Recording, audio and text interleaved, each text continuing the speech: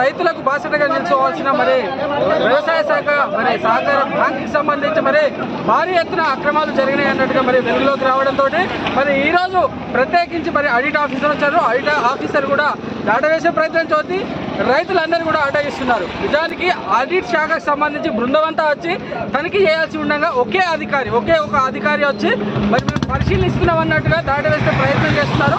మొత్తం మీద రైతులకు సంబంధించి రుణమాఫీ ఖాతాల నుంచి మరి వేసుకొని వ్యక్తుల రైతులకు కూడా మరి రుణమాఫీ పడడం ఆ విషయంలో మరి వాళ్ళకే తెలియకుండా మరి ఈ రుణాలు ఎలా వచ్చాయి ఎలా కాజేశారనే విషయంపై మరి సర్వత్రా ఉత్కంఠ నెలకొంది. కొమరంభీం జిల్లాలోని రెబ్బెర మండలం వ్యవసాయ శాఖ ఏదైతే సహకార బ్యాంకులో ఏదైతే కోట్ల మేర అవినీతి జరిగిందని మరి రైతులైతే వాపోతున్నారు. దీనికి సంబంధించి అధికారిని కూడా అడ్డగించి మరి ఇక్కడ న్యాయం జరిగేంత వరకు కూడా మీరు కదిలేది లేదంటూ మరి రైతులందరూ కూడా అడ్డగించుకున్న ప్రయత్నం చేశారు. మరి రైతులు ఏమంటున్నారో అడిగితే సహకార సంఘంలో ఏదైతే అవినీతి జరిగిందని వచ్చినటువంటి ఆరోపణ ఏదైతే ఉందో దానికి సంబంధించినటువంటి సమాచారం సేకరించడానికి పశ్చిమ నుంచి ఆడిట్ ఆఫీసర్ కూడా ఇక్కడ రావడం జరిగింది.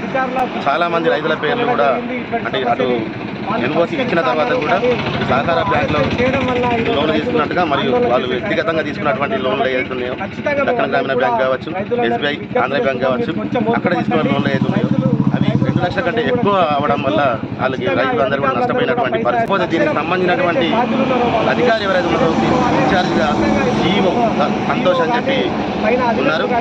చూసినట్లయితే వాస్తవంగా తీసుకొని రైతులు కూడా ఈరోజు లోన్లు తీసుకున్నట్టుగా లిస్టులలో చూపిస్తున్నాయి. కాబట్టి వాస్తవంగా రైతులు నష్టపోయినారు. దీనికి పూర్తిగా ఒకవేళ అవినీతి జరిగి ఉన్నట్టయితే మాత్రం పక్క అధికారుల హస్తం పక్కగా ఉంటుందని చెప్పి నేను తెలియజేస్తున్నా. దీనికి బ్యాంక్ మేనేజర్ కావచ్చు, కింద ఉన్నటువంటి ఆఫీసర్ కావచ్చు, ఇచ్చిన ఆడిట్ ఆఫీసర్ కావచ్చు, వీళ్ళందరూ కూడా అందులో బాధ్యులు అని చెప్పి నేను తెలియజేస్తున్నాను. ఒకవేళ అవినీతి జరిగితే తప్పకుండా దీనిపైన సిబిసిఐడి విచారణ నడిపించి దోషులు ఎవరైనా ఉన్నారో ఎవరైనా కావచ్చు, ఈవెన్ మా చైర్మన్ కావచ్చు, వైస్ చైర్మన్ నేను కావచ్చు, ఆ పాలకవర్గం సభ్యులు కావచ్చు, ఎవరైనా కూడా ఉపేక్షించలేదు. తప్పకుండా చట్టపరమైన చర్యలు తీసుకోవాలి.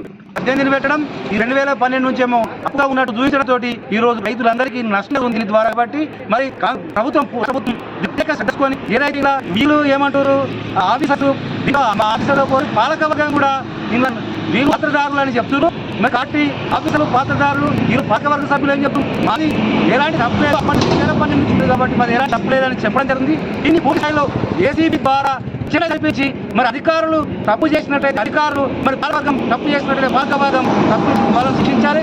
అదేవిధంగా ఇప్పుడు ఖచ్చితంగా రైతులకు మాత్రం రుణమాఫీ అదే అయ్యే విధంగా ఈ రాష్ట్ర ప్రభుత్వం చర్యలు తీసుకోవాలి. రాష్ట్ర ప్రభుత్వం స్పందిస్తారు.